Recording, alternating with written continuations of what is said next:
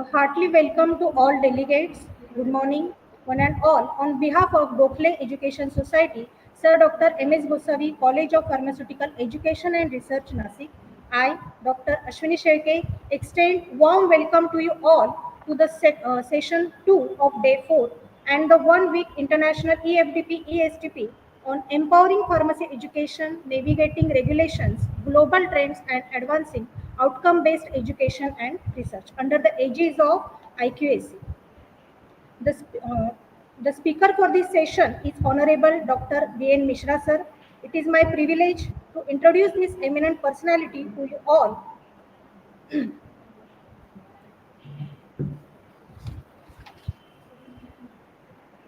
Uh, Dr. B.N. Misra is currently working as a professor of pharmaceutics with higher academic grade scale at the Department of Madam, Pharmaceutical it Engineering. is only it is only Dr. B Misra, not N is not there. Yes, sir. B Dr. B. Misra. Mishra is currently, Yes. yes, sir, yes, Yeah, please go ahead. is working as a professor of pharmaceutics with higher academic grade scale at Department of Pharmaceutical Engineering and Technology at IIT Banaras Hindi University. He has served as a head for 4 years in Department of Pharmaceutical Engineering and Technology.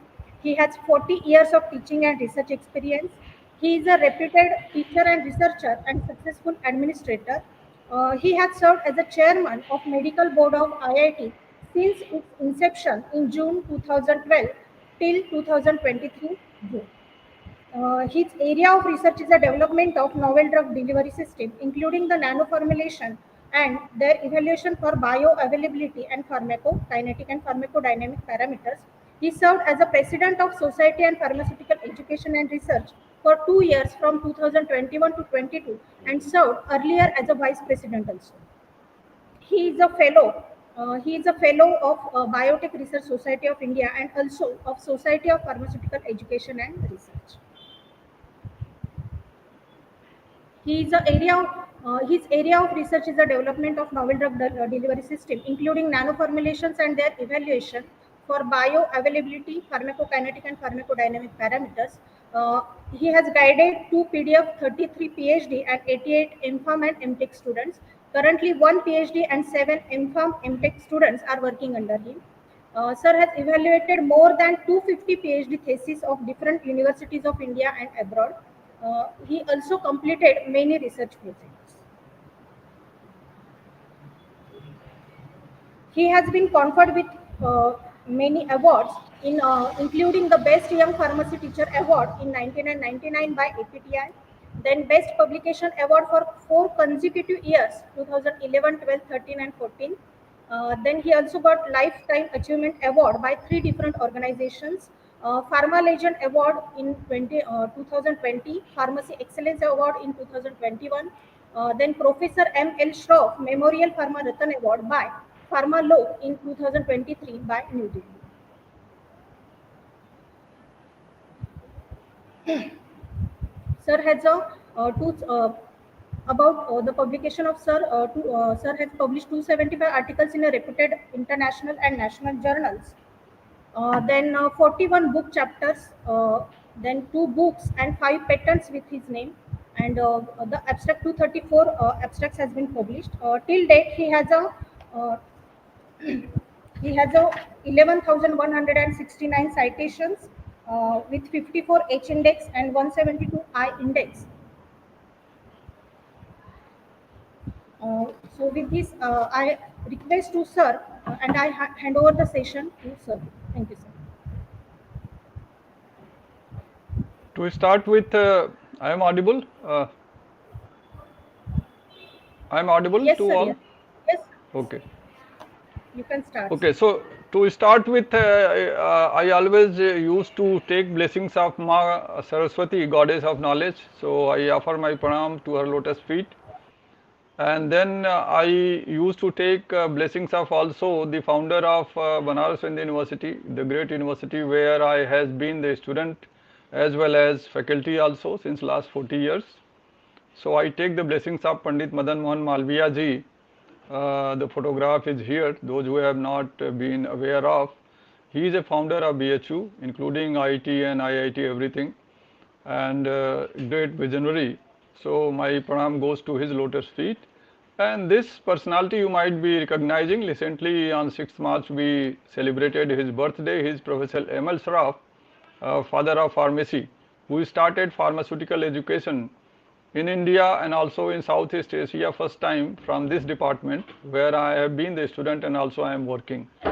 So I personally feel that I am here again with the blessings of Professor M.L. Sraf ji, because his blessings has only put me into this field, and whatever I am today in this field with the knowledge of pharmaceutical domain, it is only because of the blessings of both great personality, Professor that is Madan Mohan Malviya ji and also Professor M.L. Sraf ji.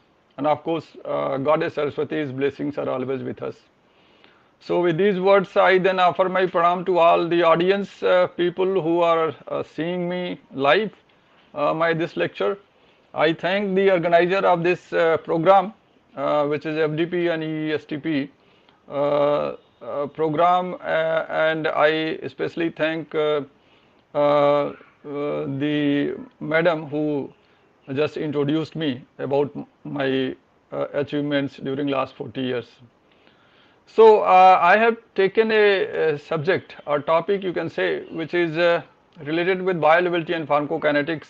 You can talk it as a innovative way of teaching for teachers, or you can take it as a, what is the role of bioavailability and pharmacokinetics in drug discovery or formulation development. All these things are going to be talked, because as you know that when we discover a new drug, or whenever we design and develop a new formulation, whatever formulation it is, we have to do the in vivo bioavailability and pharmacokinetic studies in order to predict the possible pharmacokinetic or the clinical response in the patients. So there the problem is what I personally feel, because I used to get the student of M.Pharm and also PhD from all over country at our institute, and I am taking their classes. So I personally believe there is a little gap in the understanding of the people or students about the concepts of the bioavailability and pharmacokinetics. So therefore I am just trying to explore, I'm just trying to give you an idea about in detail that what these parameters are, what is their significance, and how they are going to be useful in the drug discovery and formulation development. So with these words, I thanks once again everyone joining here and welcome to my lecture. So this is the first slide, is showing that whenever we take medicine, any medicine, whether it is a oral or intramuscular injection or anything, except intravascular, which is directly given into the blood vessels.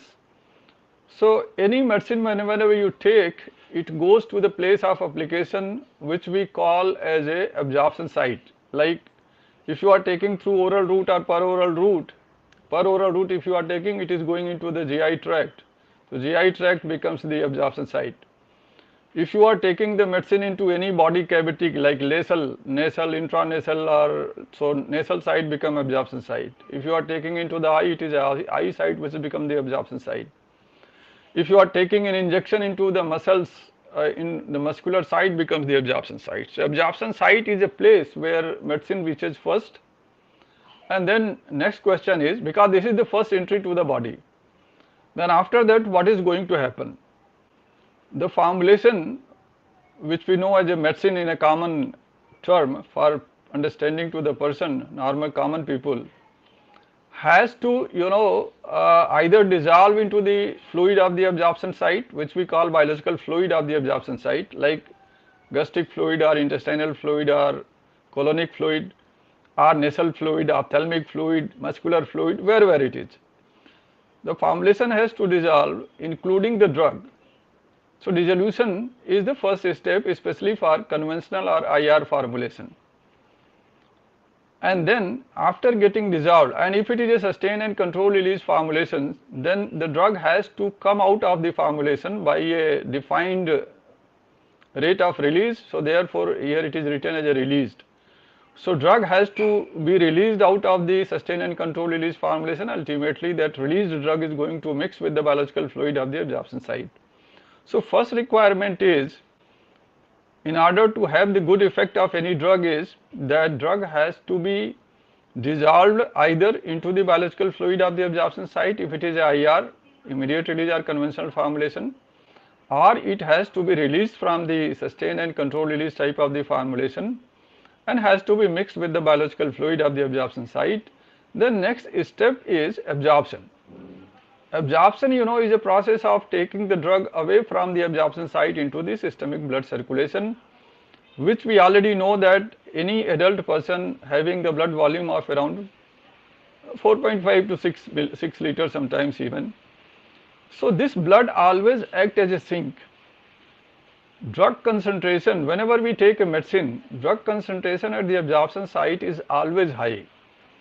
And after reaching through the process of absorption into the blood, drug is getting diluted into 5 or 6 liters of the blood. So therefore drug concentration in the blood is always very, very low as compared to the drug concentration into the biological fluid of the absorption site.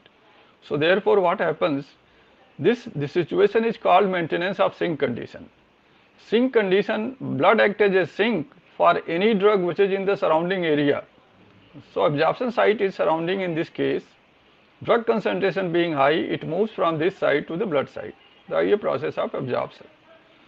This absorption we quantify by a parameter known as a bioavailability parameter. So there are two things are there. Two informations we need to know. One information is that with what rate the drug is absorbing into the blood, rate of absorption, and second information which we need to know, that what is the extent of absorption.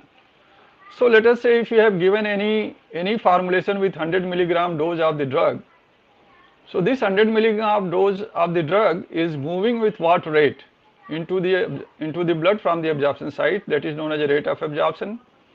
And out of 100 milligram dose which you have administered, how much of the drug has actually gone into the blood, that is known as the extent of absorption. So there is a method for measuring it. Whole pharmacokinetics is a quantification of all these parameters. So we have to quantify the rate of absorption and extent of absorption. How? That I am going to tell you in some of the next slides. Once the drug has gone into the blood is flowing throughout the body. So each cell of the body, each tissue of the body, each organ of the body, cell makes tissue, tissue makes the organ. So every cell, tissue and organ is being distributed with the blood. Blood is flowing everywhere. And now the drug has come into the blood. So therefore drug is flowing everywhere. So after getting absorbed into the blood, the drug is getting distributed throughout the body. Because blood is flowing throughout the body, so drug is also flowing throughout the body. This process and this distribution, this process is known as a distribution, and it is a reversible process. See, absorption is a unidirectional process. From a higher concentration site towards the lower concentration site, it always happens one-sided. But distribution of the drug in the body from the blood is a reversible process. What is the meaning of this? See, blood is reaching to the treatment organ, which we also call as a target organ, which is a diseased organ where we want to actually take the drug. So drug is reaching to the diseased organ, and drug is reaching, unfortunately, to all other sites of the body, which I don't want drug to be delivered there, but it is, since blood is flowing there also, so drug is getting delivered there also. And whenever concentration is declining in these organs, so so initially there is a rise in concentration in whole body. When there is a rise in the rate of absorption and extent of absorption, and when these sites, tissue sites or organ sites are getting saturated, and if you are not giving the next dose, so if you are not giving the second dose, what will happen? Drug concentration at absorption site will be negligible. So there will be no absorption. From blood, drug is getting lost by the process of distribution and also by the process of elimination. So what will happen? Drug concentration in blood will decline, and then reversed gear movement will happen of the drug from the organ towards the blood. Backward movement happens if you are not giving the second dose.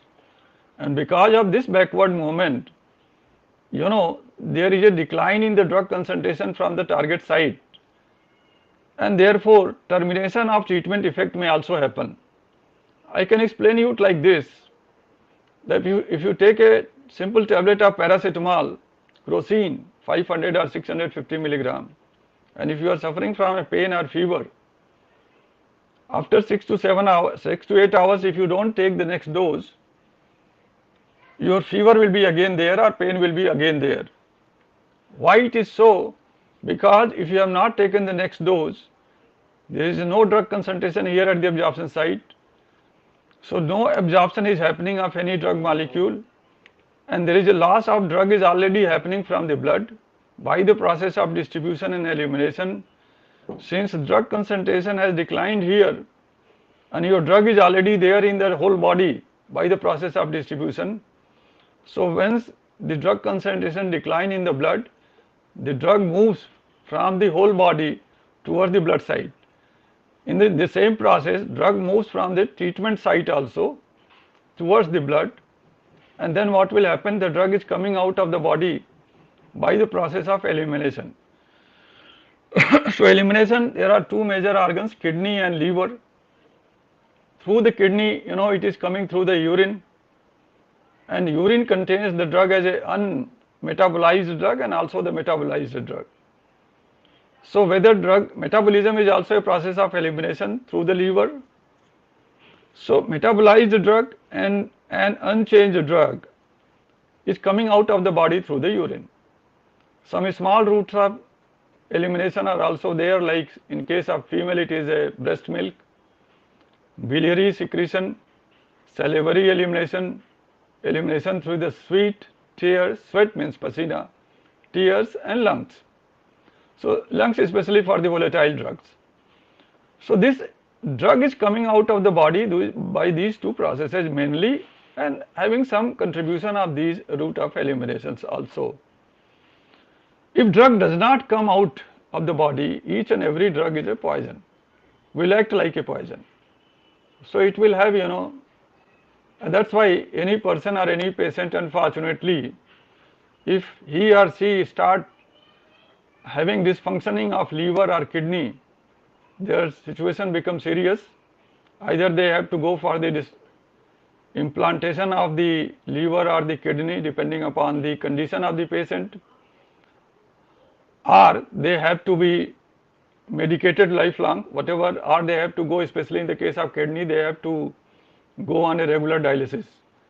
So purpose is to remove everything from the blood through these processes. In pharmacokinetics, in bioavailability, I said we can quantify rate of absorption and extent of absorption. How? I am going to tell you. We can also quantify the rate and extent of distribution of drug from blood to the different parts of the body, including the treatment site. And we can also quantify the rates of elimination by different pharmacokinetic parameter, that with what rate drug is coming out of the body. So absorption is a drug input to the body and elimination is drug output from the body. When rate of absorption becomes equal to rate of elimination, then there is a situation which is called as attainment of the steady state in the body with reference to the presence of drug throughout the body and blood. Steady state. When it is achieved? When rate that happens only into the multiple dose. It cannot happen into the single dose. And a steady state usually obtained after 4 to 5 times of the T half. T half is a biological half-life or elimination half-life of the drug. Again I am repeating what is steady state. Steady state is attainment of a situation in multiple dose therapy when rate of drug input to the body or blood becomes equal to rate of drug output or elimination from the body. When this rate and this rate becomes equal, what happens? There is a direct constant concentration is there in the blood, and because of the constant concentration maintenance, there is no decline of the drug concentration in the blood. And since there is no decline, because input and output rates are the same, so what happens? The backward movement from the treatment side doesn't happen, because drug concentration is already maintained here. Drug concentration is already maintained in the tissue side, all the body side. So whole body is in equilibrium with reference to the presence of drug. So almost distribution stops. It stops in the sense only that much of the drug goes to the organ which still it can accumulate or which has been already eliminated, and no further drug comes to the blood. So that's why you are able to continuously maintain the drug concentration in the treatment organ, and therefore you do not have any termination of effect. So therefore the example which I was telling you, that if you are taking another crocin tablet after 6 to 8 hours, again your fever or pain will be removed. After again 6 and 8 hours, if you are taking again crocin, there will be no further pain and fever. I mean, this simplest example. For all the drug, the same story goes like this. So multiple dose treatment is required only to maintain the drug concentration at the steady state into the blood and body, in order to have continuous therapy to the diseased organ. And as you know, that since the drug is also reaching to the all other sites of the body, we also experiences, some of the patients experiences seriously side effects, toxicity and other things. So this is going to happen, varying to the different extent in the individual patients depending upon their, sensitivity, hypersensitivity, physique, health and etc. and immunity conditions. Ideal condition of treatment will be if you can stop this movement, if you can allow the drug to move only towards the disease site, and no drug is delivered to all other normal sites of the body. That is known as a targeted delivery. Unfortunately, today majority of the formulations or medicines which we are taking is actually taking the drug to all the sites of the body, and that's why we are experiencing different kinds of unwanted effect. So a lot of work is already going on targeted drug delivery system, where like nano formulations are flowing into the blood, but will deliver the drug only at the cancer site or disease site, and no delivery will happen into the all other sites of the body, in spite of the fact that the nano formulation is floating or flowing into the blood. So I think in pharmacokinetics we are going to quantify the rate and extent of absorption, we are going to quantify rate and extent of distribution, we are going to quantify rate of elimination. Okay, this combined together, or in other words you can say this is, in short it is known as ADME, absorption, distribution, metabolism and excretion. Absorption, distribution, metabolism and excretion. If you can quantify all these parameters, rate of metabolism, rate of excretion, so that study is known as a pharmacokinetics. So let us see the next slide. This is the definition, elaborate definition of pharmacokinetics. Simplest definition is, pharmacokinetics is the quantitative study of drug disposition in the body. Now this whole philosophy is based on a assumption. What is the assumption? Under the assumption that for most drugs, a relationship can be demonstrated between the drug concentration in blood, plasma or serum and the pharmacological or clinical response. Sorry. So under this condition, what information pharmacokinetic is going to give you? So this is the elaborate, objective of pharmacokinetic studies. Pharmacokinetics permits one to mathematically describe the fate of a drug upon administration in a given dosage form by a given route of administration to compare one drug with others or one dosage form with the other dosage forms, and to predict blood levels in the same or other individuals upon single or multiple dosing under various conditions of either changed dosage regimen or disease state. So, dosage regimen you might be knowing what dose and with what dosing interval it is given, that is known as a dosage regimen. So, this is a very elaborate definition of pharmacokinetics. Otherwise, you can also say that pharmacokinetics is the quantitative study of drug disposition in the body, and drug disposition is nothing but ADME. And once you want to prove what are the objective of pharmacokinetic studies, you may go for the elaborate definition. Now, let us try to see, whenever we do bioavailability or pharmacokinetic studies, we do measure the drug concentration after administering the drug or formulation to either animal or human, depending upon which species we are using for the study. We are taking blood samples usually at different time intervals, and by usually HPLC techniques we are going to measure the drug concentration in individual samples. So, either we can measure blood drug concentration, which is, or we can measure plasma, which is also part of blood, or we can measure serum drug concentration. We are showing here all the slides with the plasma drug concentration. Unit is microgram per ml, and this is the time of sampling. We have to understand what kind of profile we are going to get. Because a single dose profile it is, you must be knowing that for each drug there are two defined constant levels are there in the blood or plasma. The lowest level is known as a minimum effective concentration, MEC. Unless drug concentration goes beyond this, above to this, there is no treatment effect. There will be no any effect. I mean, below this concentration there is no any effect in the body. So that means in order to start producing the treatment effect, the drug has to reach at least to this concentration and go above. Then there is another constant concentration at the upper side for each drug for a treatment of any disease, and that is known as a maximum safe concentration, MSC.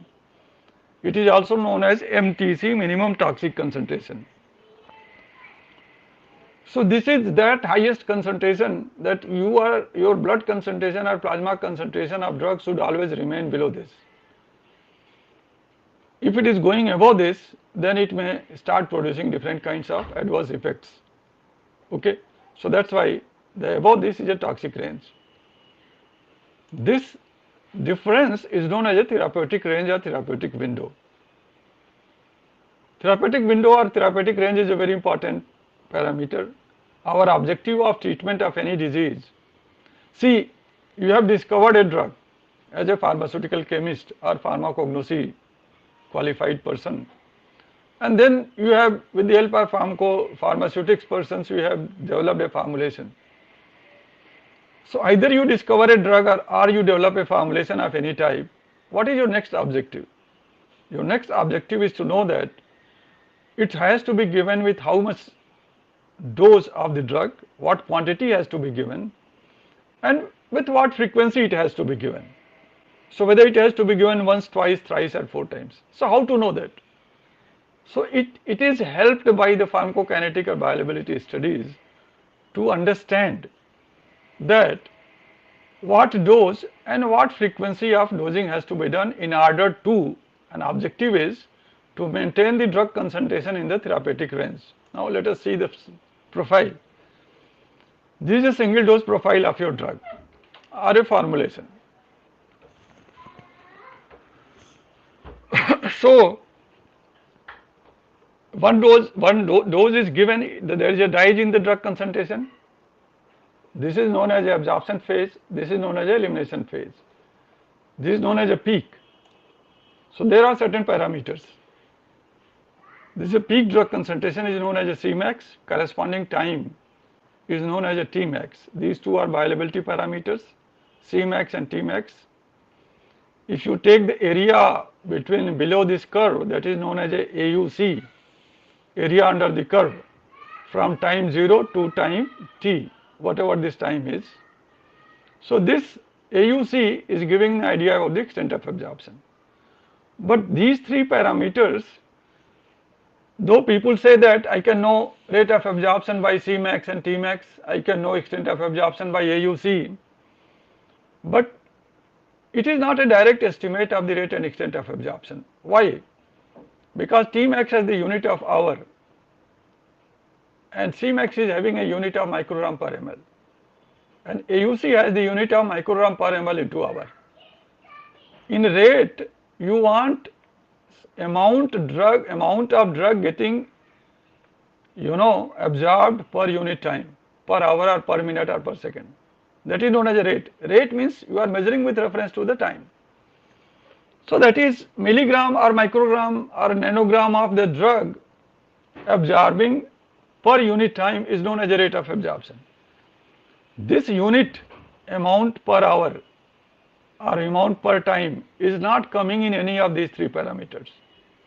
So therefore, these three parameters, in spite of the fact they are known as a bioavailability parameter, Cmax, Tmax and AUC, but they are just giving an indirect estimate for rate and extent of absorption for comparison purpose. If I want to compare the rate and extent of absorption of one drug with the other, or one dose with the other dose, or one formulation with the other formulation, okay, these parameters can be useful in simply saying that formulation B is absorbing faster than formulation A, or having a more extent of absorption than formulation A, but you can never have the idea of the quantitative terms. Like out of 100 milligram formulation if you have administered, if I say that it is absorbing with the rate of 5 milligram per hour, it is rate.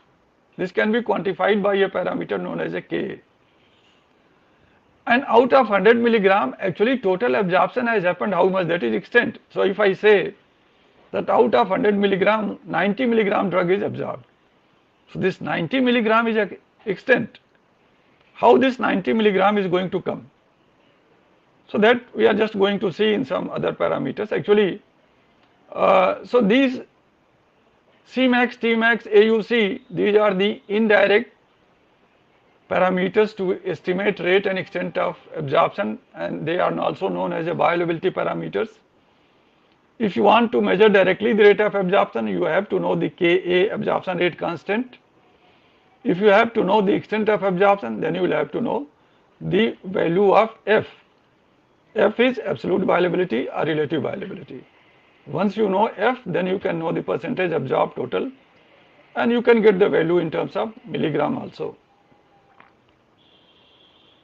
Now see, if I want to see from here that when the effect is going to start, when the drug starts producing effect, that is known as the onset of effect. I have said that without reaching MEC it cannot produce the effect. So this is the time when it is touching the MEC and going above. So therefore, this time onwards there will be a treatment effect. That's why this slide is known as a relationship between plasma drug concentration and treatment response. So I have just said you bioavailability parameter, I have said you therapeutic range, I have said that where we can have no effect, where we can have the toxic effect, and when the drug is going to start producing the effect, that is through the onset, and that is when the drug concentration is reaching at the MEC. And how long it will be able to produce the treatment effect, that will depend on that how long this drug concentration is remaining in therapeutic range. Therapeutic range is that range which continuously ensures that if you maintain the drug concentration in therapeutic range, then you will be having continuous treatment effect happen. Or any effect which is happening, even unwanted effect will also happen. But unwanted effect is likely to happen once it is crossing the drug concentration above toxic range. I will be showing in some other slides that when the toxic effect is going to happen. So onset is this, and what is duration? You see, from this time to this time, the drug concentration is above MSE. So that can measure the duration of effect, how long the drug is going to be effective. So when to start the effect, how long it is going to have the effect, all these informations you are able to get from the from the you know this profile. This is a single dose profile. We can also see into the multiple dose profile that how this treatment is going to happen, when to start and how long it has to be there, when it is going to produce the toxicity. And this is another parameter or another thing which is written here is intensity of response. So intensity is actually higher is the peak, higher is the Cmax, more will be the intense effect. But peak should always remain below MSE. So any safe treatment, if you want, your objective is to have the peak below MSE always, have your drug concentration fluctuating within therapeutic range, and if you are able to maintain this, you will be having the continuous therapy to the patient without any problem of no effect during treatment and without any problem of possible adverse effect or toxic effects going to happen to the patient.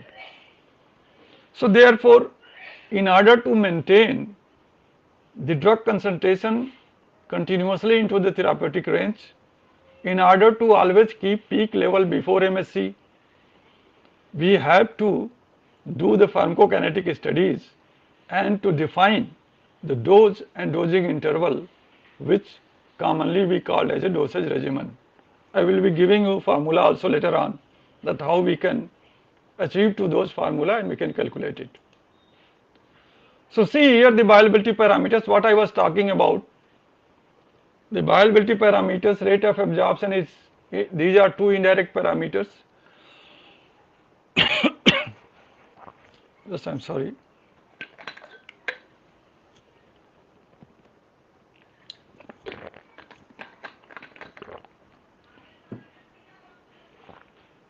So indirect parameter for rate of absorption is Tmax, unit is hour. Cmax is also, because until unless you know the Cmax, you cannot know the Tmax, that's why they go together. But unit is microgram per ml. See, rate is never defined by hour or minute or second. Rate is never defined by microgram per ml or concentration. So that's why I call it as a indirect parameter. These values you may compare, as I was telling you earlier, you may compare with other drug and other formulations just to know. For example, if some drug is having Tmax 2 hour, another drug is having Tmax 4 hour. So that means 2 hour Tmax is absorbing faster than 4 hour drug or formulation. Similarly, if some drug is having Cmax 20 microgram per ml and another is having 10 microgram per ml, so I can say here since Cmax is high, so this is having a faster rate of absorption. That's why there is a high drug concentration in the blood. So this is an indirect parameter. Be clear to this. This you will not find in the books. This word which I am writing here, these are not present in the books. But since they are not giving direct estimate of the rate of absorption, I am writing like indirect. Now direct parameter is K, absorption rate constant. It is defined as fraction of drug absorbed from the absorption site into the blood circulation in a unit time. And that is unit is per hour. So per hour out of administered dose, what is the fraction absorbing per hour basis or per minute or per second basis? Here it can be explained by a actual data, like Ka of a drug is 0.6 per hour. See, Ka will never be more than 1. Ka will be always be less than 1. So you multiply with 100, you will get 60%. That means out of administered dose, 60% of the administered dose is absorbing in a hour basis. And this is known as a rate. I mean to say that I know that how much of the amount of the drug is present into the formulation. And out of that formulation, my drug is absorbing with this particular rate, this much amount per unit time. That is actual estimate of the rate of absorption. That's why I call it as a direct parameter. There is another formulation. So this is a IR formulation, immediate release or conventional. For the same drug, if you are preparing a sustained release formulation, it may have a value of like this. Ka of a drug is 0.06 hour per hour. What does it mean? Multiply with 100 again is giving you the value 6%. 6% of the administered dose is absorbing a per hour basis. You can say there is a decline of 10 times rate of absorption. But the important point is that you are getting the actual information of the rate of absorption in terms of quantitative value. So 60% absorbing per hour from one of the formulation and 6% absorbing per hour is clear indicative of that this is a sustained or slow release formulation, and this is a IR or a fast release formulation. And these two information you cannot know from Tmax and Cmax. You can simply compare that high absorption rate and low absorption rate, that's all. But quantity terms, if you want rate of absorption, you will know only through the values of K. Now extent of absorption. Indirect parameter AUC, either you take from 0 to time t or 0 to time infinity. Area under the curve.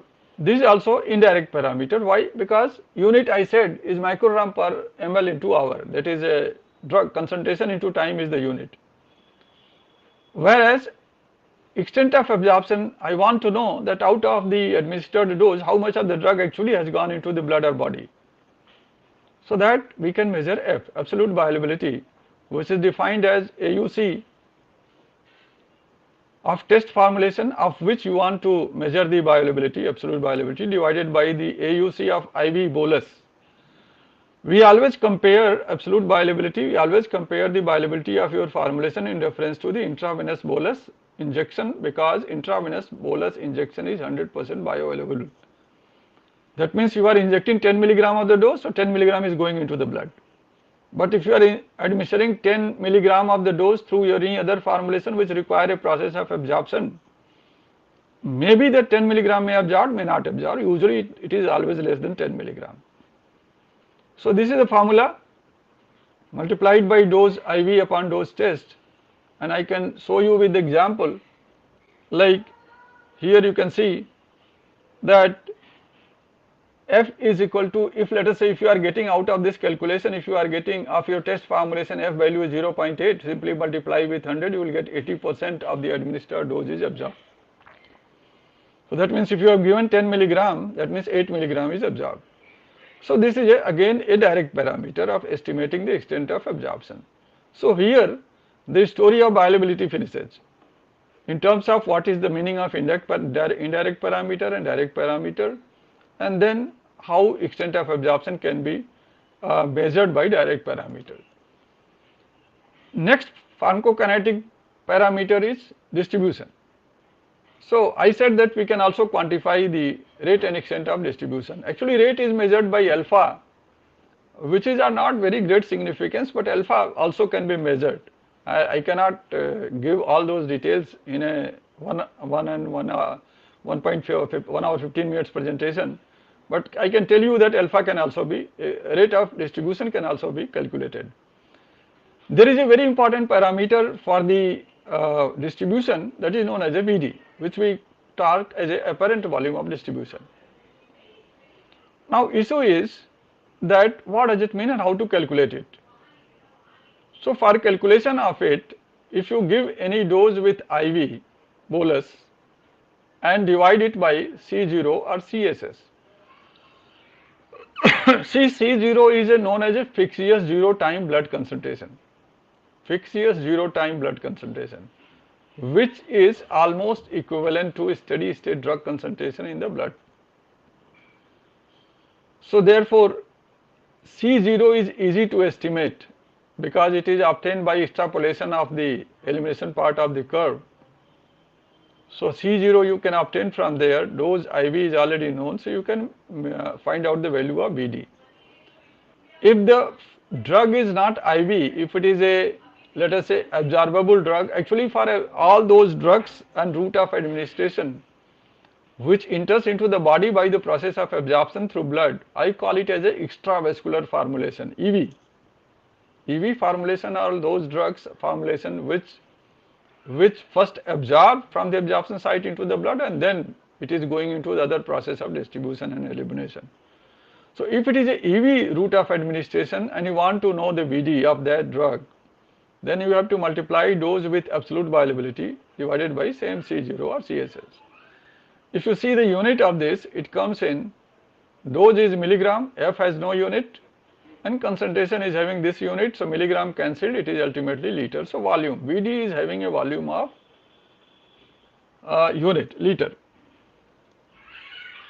What I can tell you that if you ask anyone that a VD of a drug is, what do you mean by VD of a drug? So usually people say it is a how out of administered dose or out of drug given, how much of the drug, what quantity of drug is actually distributed.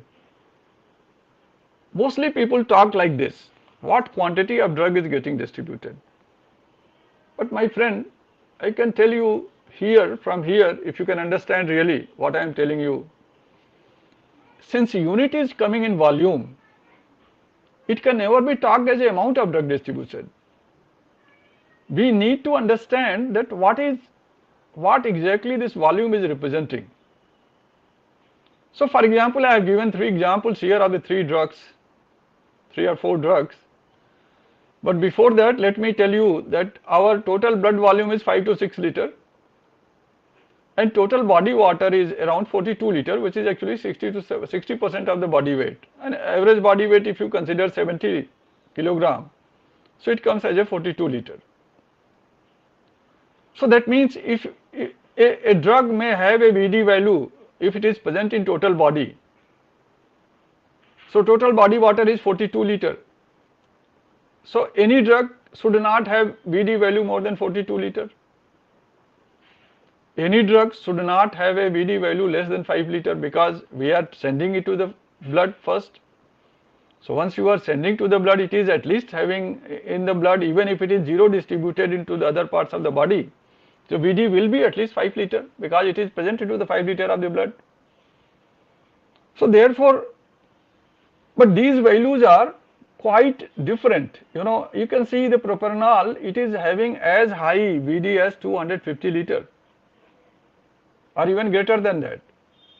There are many examples of the drug. I can tell you most of the lipophilic drugs, they are having VD more than 200 liters. And some of the drugs are having VD very, very low, like 7 liter and 18 liter. What does that mean actually? Actually, let me first tell you that what this liter represents. This liter represents the body space, volume of the body space where the drug is actually distributed or present. Again, listen it carefully. Liter is represented by that volume of the body space, including the body water and solid parts of the body. See, in our body there is not only body water, we are also having the solid part like muscles, fats, bones, spine, tendons, hair, roots, etc., etc., the skin. So these solid parts are also receiving the drug, receiving the blood. So therefore it is also receiving the drug. So your drug is not only present into the 42 liters of the liquid part of the body, but it is also being distributed to the solid part of the body. Now solid part, let us say for a 70 kg body weight, 70 minus 42 liter, it comes as a 28 liter. So 28 liter may be represented for the solid part. You will say that why I am saying liter, it should be kilogram. Okay, that is just approximated. So 42 liter is the body volume as a liquid, and 28 kilogram equivalent to maybe liter or something plus minus 510 is equivalent to solid part of the body where drug is distributed. So therefore our drug VD is not written as volume of distribution, but it is written as an apparent volume of distribution. Why this apparent word is coming? This apparent word is coming only because of this solid part of the body, that our body space is represented by that apparent volume where drug is distributed. So volumetric part is only 42 liter, but you are getting something else, something other values, like VD is 250 liter for propranolol, which is more very, very high than the 42 liter of the liquid part and very high than 70 kg or 70 liter of the body space.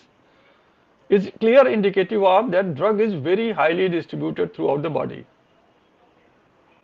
Whereas streptomycin and gentamicin is having 18 liter only. A VD means there is a 5 liter it is present into the blood, and rest of the 13 liter is represented by the other parts of the body. So overall distribution is very less as compared to this. In this 250 liter, 5 liter is blood and 245 liter is other parts of the body. Here it is 5 liter blood and 13 liter is other parts of the body. So distribution is very low. Why? Because these two drugs are highly hydrophilic.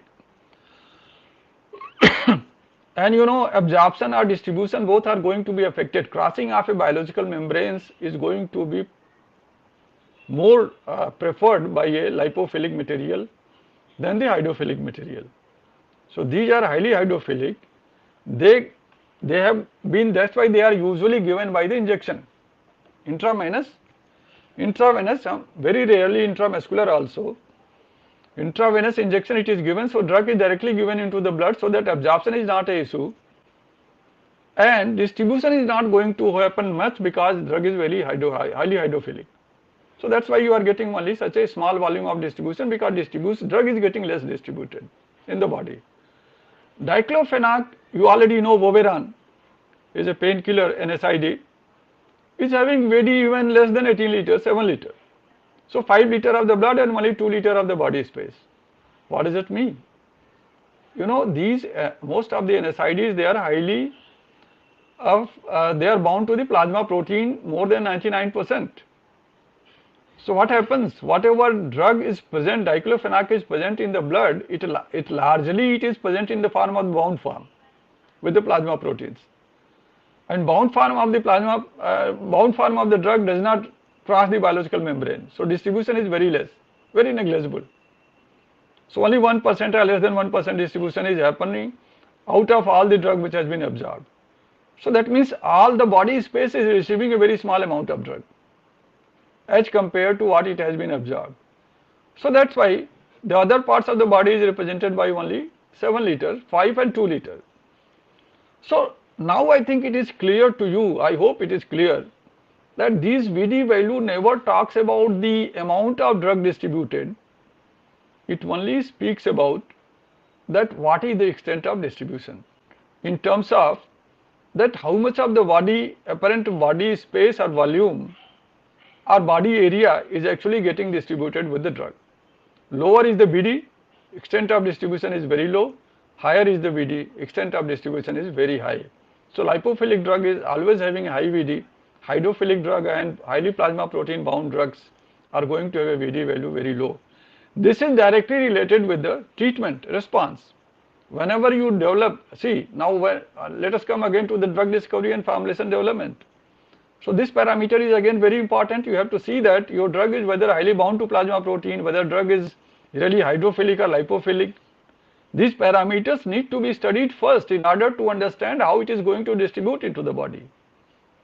So therefore these parameters are very useful in the formulation development and also during the drug discovery.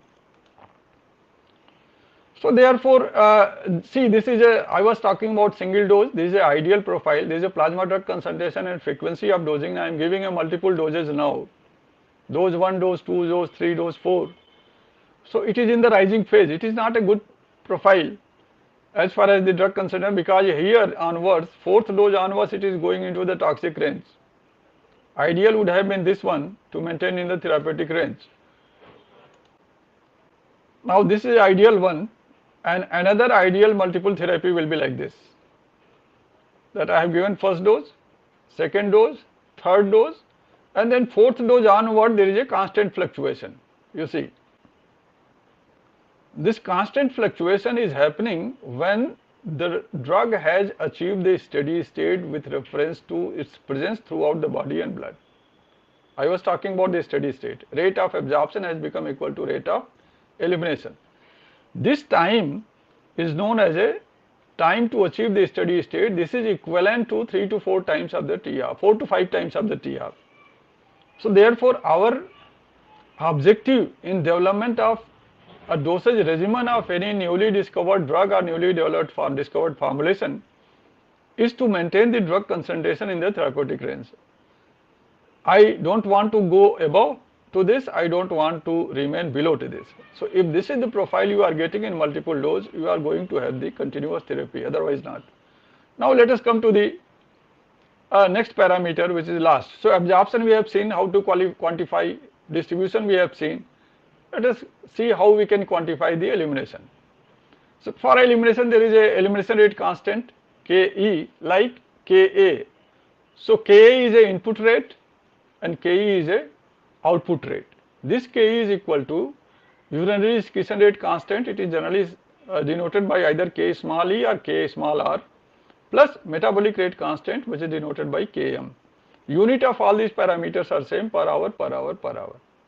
Definition is same, that is the fraction of drug eliminated per unit time. Actually it is more accurate definition is like this, that out of the absorbed dose, in case of EV route of administration, out of absorbed dose, how much of the fraction of drug is eliminating per unit time? Out of the absorbed drug, how much fraction of the drug is eliminating by a process of excretion through the urine? This is definition of Ke per unit time. And how much of the absorbed dose, how much fraction of the total absorbed dose is getting eliminated by the process of metabolism through the liver or any other route of metabolism per unit time, that is the metabolic rate constant. So we can define in terms of fraction, but out of absorbed dose is very important, especially for EV, because if you are administering 100 milligram and absorbing only 90 milligrams, so out of 100 it is not eliminating, it is eliminating out of 90 milligram, which is absorbed actually. So that's why out of absorbed dose is very important, which nobody says or nobody speaks about. So let us try to explain it more clearly with the help of an example like Ke. So Ke value is 0.5 per hour, means multiply again with the 100, it will give an idea of 50%. See what I am writing here. It means that 50% of the absorbed dose eliminates per hour basis from the blood through the kidney and liver combined. Because I am talking of this overall rate of elimination, this overall elimination rate constant. If this is the value of Ke is a value of 0.4, let us, or 0.5 even, for this out of actually Ke is 0.5, means this will be 0.2 or 3 and this will be 0.2, because this combined only it can be 0.5. So you can define accordingly that if small Ke small e is 0.3, so I can say multiply with 100, so 30% of the absorbed dose is eliminating by urine, and if this is Km is 0.2, so I will multiply with 100, I will say 20% of the absorbed dose is eliminating by the process of metabolism through the liver. And so therefore this combined together is actually mentioned here. So this is a direct estimate of elimination. At peak I said at Cmax rate of absorption is equal to rate of elimination, K becomes equal to Ke. This can be simply be quantified if you know the T-half. T-half can be measured from the profile itself, very easy to measure. But let me tell you, T-half also are different. For this T-half we commonly, which we know is a rate of is a elimination half-life, or plasma half-life, or serum half-life, or blood half-life, or biological half-life, or half-time. But if you want to know the half-life for the absorption side, that will be called as a absorption half-life. Similarly, we can also think of, or we can estimate also, distribution half-life. Once you know alpha, we can measure distribution half-life.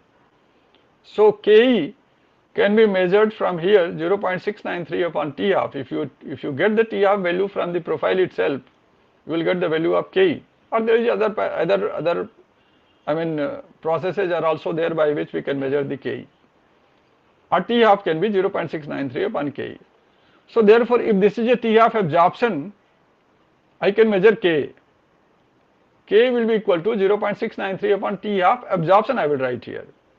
If I want to measure, alpha is a rate of distribution, then I will say here 0.693 upon T-half distribution. But this is not the actual formula. That is the actual formula, but the procedure for calculating K half and Ka and T half, sorry, K and T half absorption, T half distribution, etc. is, and alpha also is a process which is a method which is known as a method of residual or method of resolution of the curve. By that we can always measure. There is no problem into that. Normally, in 10 times of the T of 99.9% of the drug is eliminated. So, this is a one parameter for measuring the rates of elimination or with what rate the drug is coming out of the body. Very another important parameter is a total body clearance. Clearance total. There is a lot of confusion with this parameter also. Let me tell you first that how it can be calculated. It's very simple formula. Clearance total, VD we have already calculated, KE we have calculated here. You simply multiply it, you get the value. The unit of VD is liter and KE unit is per hour. So, unit of clearance is liter per hour. If you ask anyone, a clearance value of a drug is 4 liter per hour. I am saying it is a 4 liter per hour, then also they will say define it as a amount of drug eliminated out of the body. Why should we? See, in VD also amount is not going to come. In clearance also amount is not going to come, because definition is according to the units which we are getting.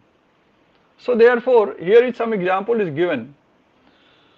VD of a drug is, for example, 200 liter, and this drug is eliminating by a process of elimination, whatever elimination process it is following. Through that, what clearance has been calculated, total body clearance, T is known as a total body clearance, which includes the urinary clearance and also metabolic clearance. So, CLT is equal to CLR or CLM, CLR plus CLM. So, urinary clearance plus metabolic clearance, and this is the value, 5 liter per hour. What does it mean? So, this is a question to anybody. Okay, what do you understand by this data? So, this data simply speaks about, here it is written that 40 hour body will take to completely be free from the drug. How it has come? See, in clearance, our body is represented by the volume in VD where drug is present, like 200 liter. So that means our apparent volume of the body space is 200 liter where drug is present. Now, out of this 200 liter volume of the body space, with what rate this volume is getting free from the drug in a hour basis or in a unit time, that measures the clearance. What is clearance? Clearance is that parameter which measures actually the volume of the body space or volume of distribution which is getting free from the drug in a unit time. So that's why we are getting the value like 5 liter per hour. That means out of 200 liter where the drug is distributed, only 5 liter of the body space is getting free from the drug in an hour. So how much time it will take? It's very simple to calculate. In 1 hour only 5 liter out of 200 liter only 5 liter is getting free. So it will take 40 hours for getting total free, for freeing the body from the drug's presence.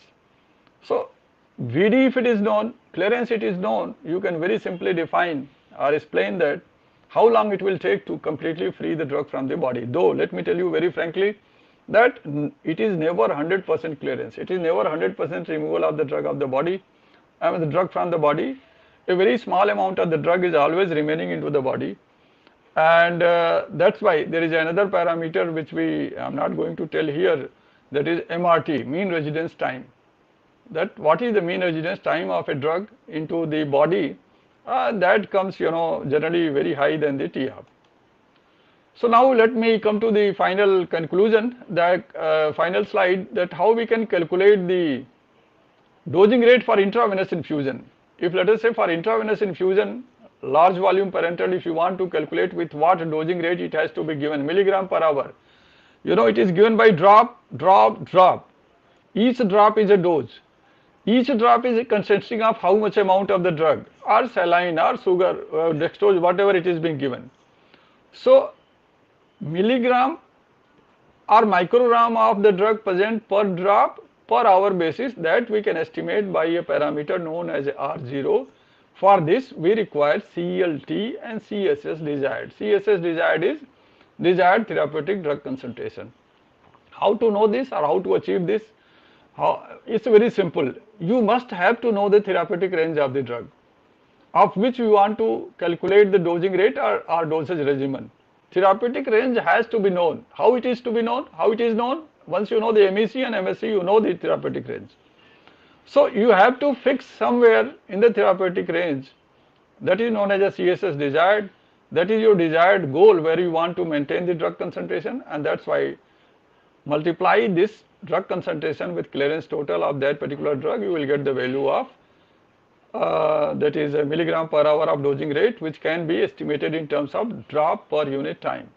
So you can see CLT unit is liter per hour, and CSS, it is a concentration meter, unit is milligram per liter, so liter is cancelled, finally it is a milligram per hour.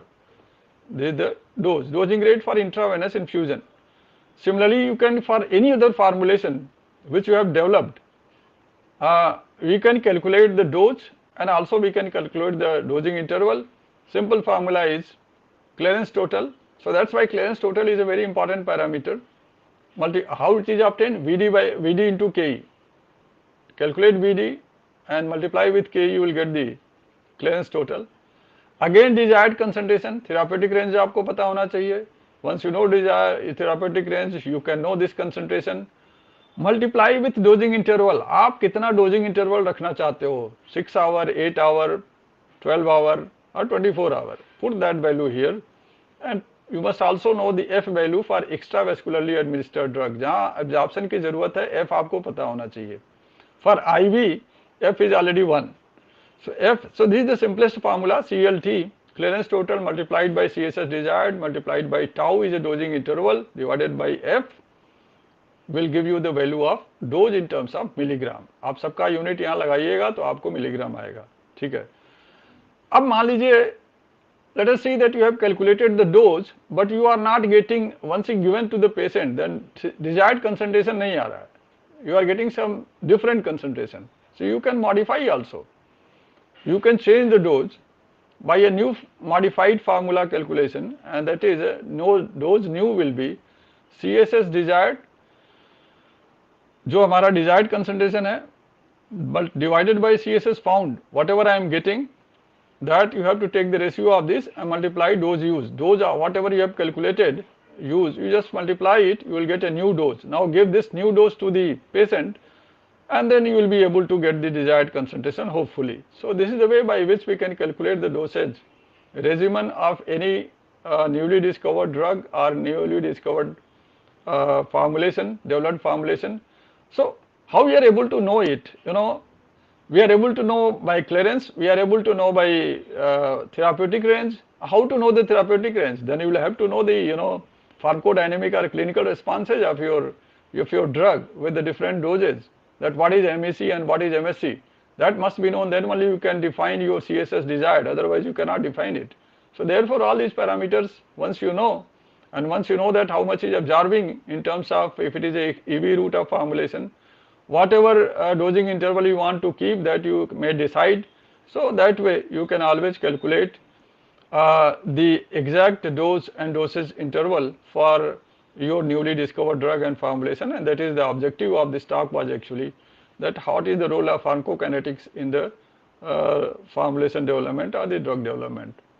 So with these words, there are many other slides are there, but I have already given the actual glimpse. So in the last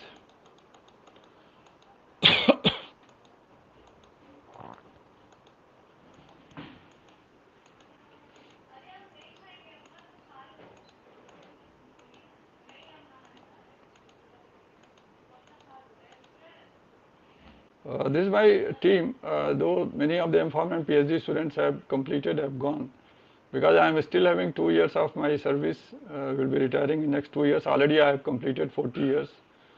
So I always used to thank these my students also, because whatever I am today also because of the contribution made by them through the research in terms of publications, etc. So I always feel pleasure to show them in my talks. So thank you very much. And if there is any question, I will be happy to answer. Thank you. So my talk is over from my side.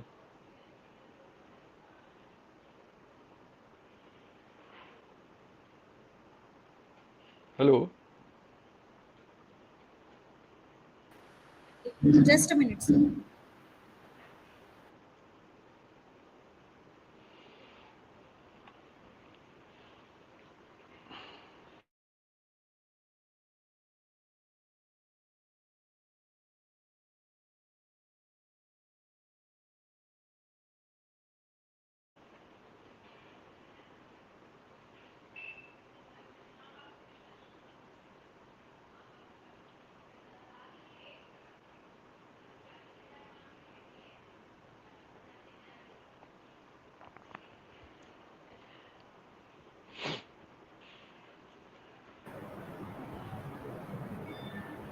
Delegates, if you have any questions, you can put it in a chat box.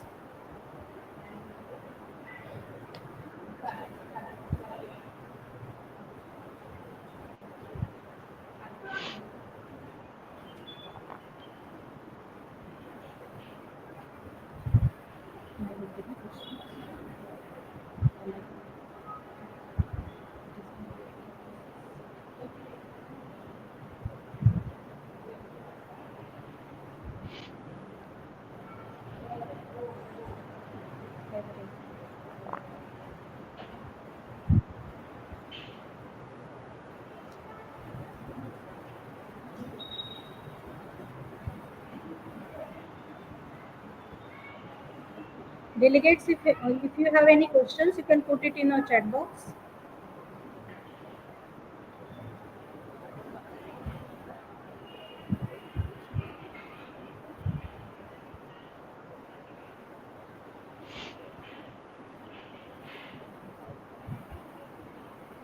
I think there are no questions, sir. That's all with the questions.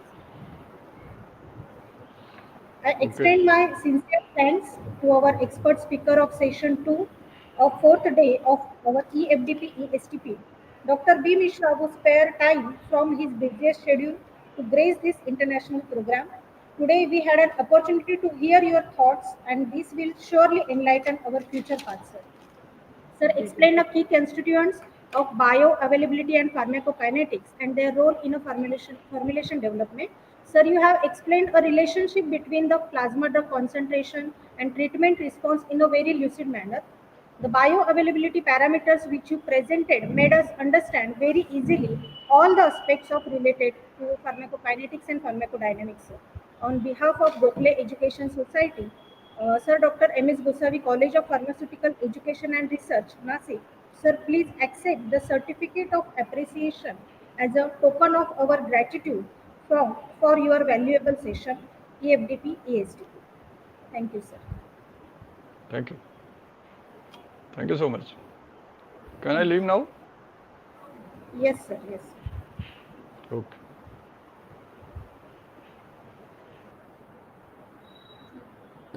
sir.